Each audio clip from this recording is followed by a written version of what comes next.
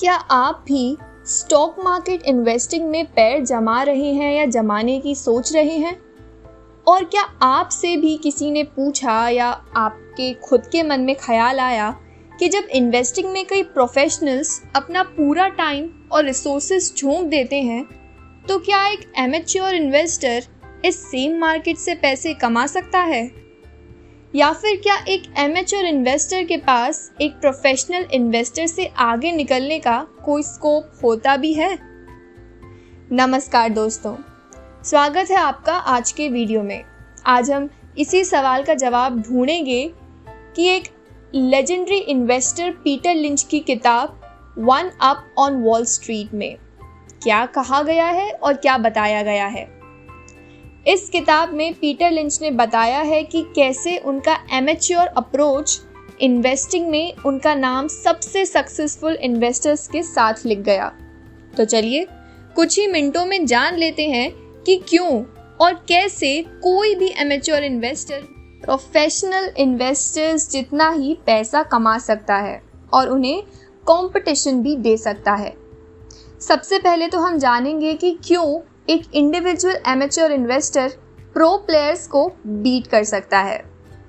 सभी का मानना यही है कि एक नौसिखिया इन्वेस्टिंग मार्केट में प्रोफेशनल्स की बराबरी नहीं कर सकता, और ऐसा माने भी क्यों ना।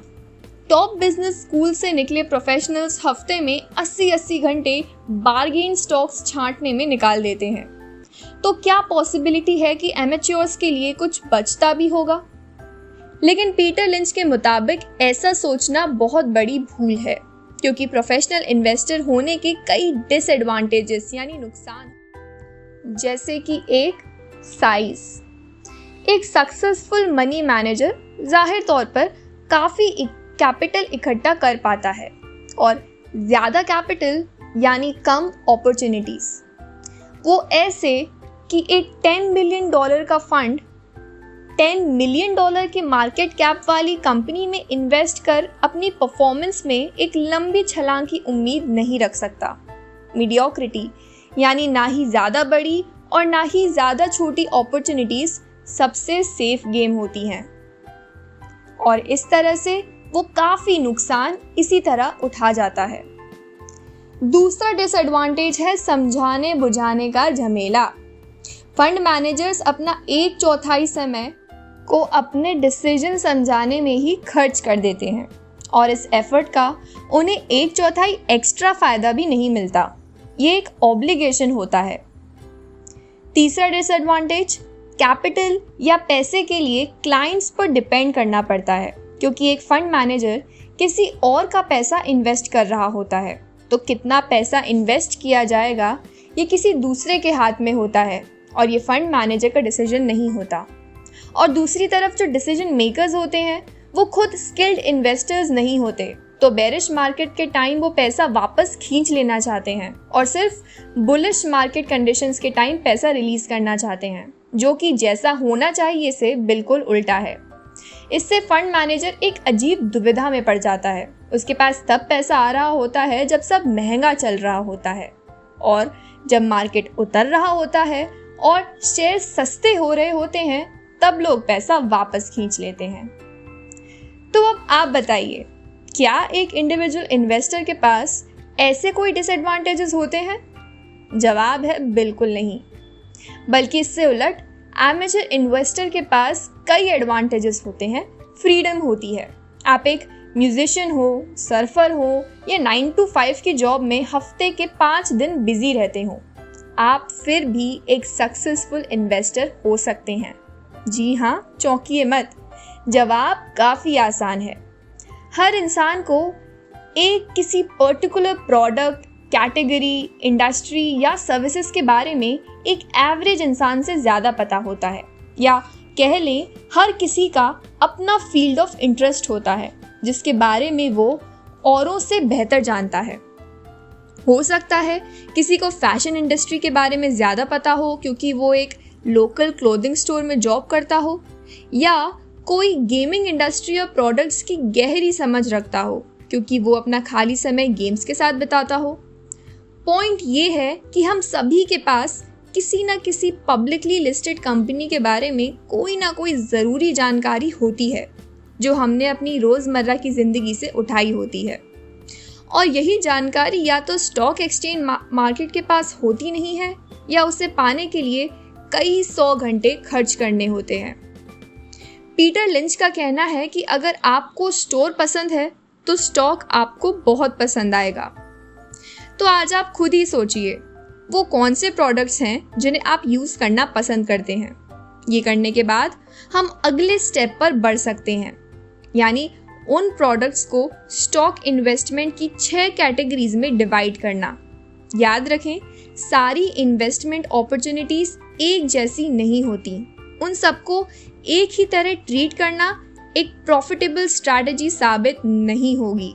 इसलिए पीटर लिंच स्टॉक इन्वेस्टमेंट्स को 6 कैटेगरीज में डिवाइड करते हैं। पहली, स्लो ग्रोअर्स। इस कैटेगरी की कंपनीज बड़ी होती हैं और इनमें इन्वेस्ट हाई डिविडेंड्स के लिए किया जाता है। इनकी ग्रोथ स्लो और सिंगल डिजिट परसेंटेज में ही रहती है। लिंच ऐसी कंपनी प्रेफर नहीं करते क्योंकि उनका मानना है कि अगर कंपनी की ग्रोथ स्लो है तो उसके स्टॉक प्राइस में कोई भी उछाल नहीं आने वाला है। दूसरी कैटेगरी है स्टॉलवर्ट्स की।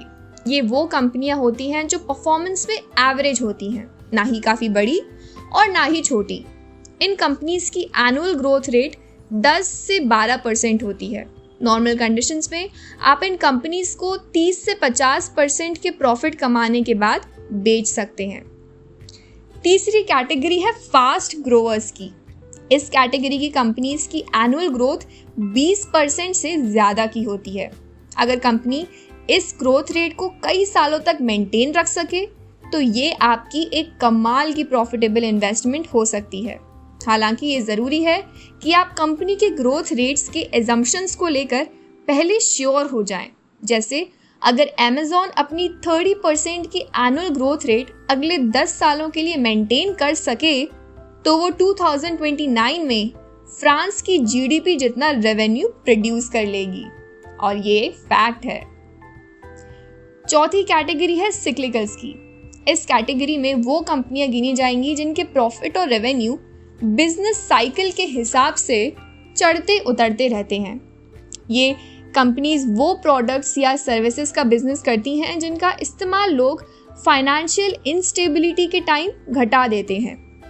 एक एग्जाम्पल ऑटोमोबाइल इंडस्ट्री का ले सकते हैं। लोग हर 4-5 साल में कार नहीं बदलते।